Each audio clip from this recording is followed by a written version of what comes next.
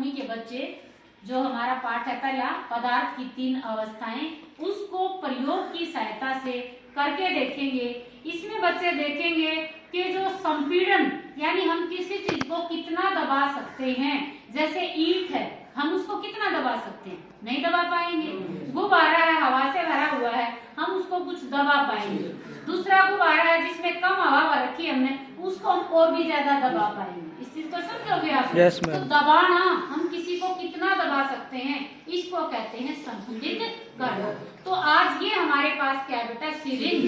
Syringe की सहायता से हम देखेंगे ठोस, ये हमारी मिट्टी भी है, हम यहाँ पर गेहूं भी ले सकते हैं, हम दूसरी कोई ठोस चीज और भी ले सकते हैं। ये है हमारा पानी यानी द्रव, और जो खाली जो हमारी सिरिंज है वो क्या है? गैस। हम इन तीनों अवस्थाएं में जानेंगे कि किसमें संपीड़न बल अधिक है, किसको संपीड़ित किया जा सकता है और किसको संपीड़ित नहीं किया जा सकता। अब हम एक एक करके देखेंगे। पोज कर लो, हम एक एक इसमें डालेंगे। हम मिट्टी डाल लेते हैं, जैसे हमारी और तो शायद कुछ है नहीं। अब हम इसमें हमने क्या किया है? मिट्टी डाली, मिट्टी डाली है और इसमें ये भर लिया हमने इसको। और अब हम इसको जब दबा के देख रहे हैं तो जो हमारी सिरिंज है वो आगे की तरफ नहीं दब पा रही।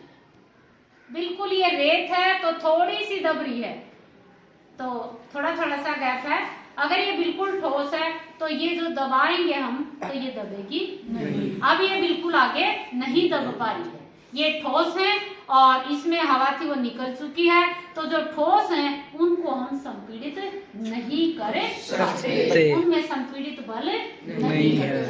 इसके बाद अगली जो स्थिति है, रोक लेते, अगला जो है हमारा वो हमने देखा ठोस के अंदर, उसमें हम सिरिंज को दबा नहीं पाए क्योंकि उसमें कोई संपीड़ित बल काम नहीं, संपीड़ित बल बहुत कम लगा पा रहे थे, नहीं लगा पा रहे। अब अगला जो है हमारा, हम क्या लेंगे बेटा? द्रव। इसमें हम क्या करेंगे? दबा के रखेंगे इसको। क्या करेंगे? इसको दबा के रखेंगे, खोल के रखेंगे। और इसमें जैसे ही हम ये डालेंगे, हमने इसमें क्या लिया बेटा? द्रव लिया। क्या लिया है? द्रव। और द्रव को जैसे हम ठोस पे जब दबाव लगा रहे थे सिरिंज की सहायता से तो नहीं दब रही थी, तो उस पे हम संपीड़ित बल नहीं लगा पाए। अब ये क्या है हमारे पास? द्रव। इसको हम इस तरीके से दबाव लगा के ऐसे बाहर निकाल सकते। ठोस को ऐसे नहीं निकाल पाए ना, तो द्रवों पे हम संपीड़ित बल लगा सकते हैं। अब हमारी जो सिरिंज है ये बिल्कुल खाली, अब इसके अंदर पानी भी नहीं है। अब आप इसको और भी आसानी से जल्दी लगा सकते हो, बहुत आसानी से, बहुत जल्दी हम कर सकते हैं इसको। तो यहाँ से ये तीनों चीजों में हमने क्या देखा? ठोस, द्रव, गैस। जो ठोस होते हैं उनमें संपीड़न जो बल है, संपीड़ित जो बल है बहुत अधिक होता है, बहुत अधिक बल लगाना पड़ेगा उस चीज को संपीड़ित करने के लिए, उसको दबाने के लिए। द्रवों में बहुत कम बल लगाना पड़ेगा उनको दबाने के लिए, थोड़ा सा बल लगा के हम द्रव को बाहर निकाल सकते हैं। लेकिन जो गैस होती है उस पे हम बहुत जल्दी से संपीड़ित बल लगा सकते हैं, थोड़े बल से ही उसको बाहर निकाल सकते हैं। तो संपीड़ित बल सबसे ज्यादा किसमें हुआ? ठोस में।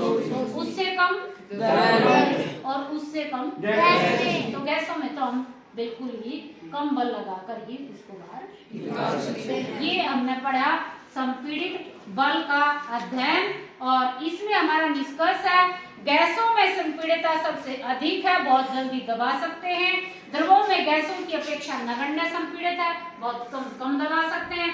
ठोस में संपीड़ितता नहीं है, बहुत ज्यादा बल लगाने के बाद भी हम उनको दबा नहीं सकते। ये था हमारा सिरिंज की सहायता से ठोस और द्रव के बीच में संपीड़ित बल का अध्ययन। समझ में आ गया?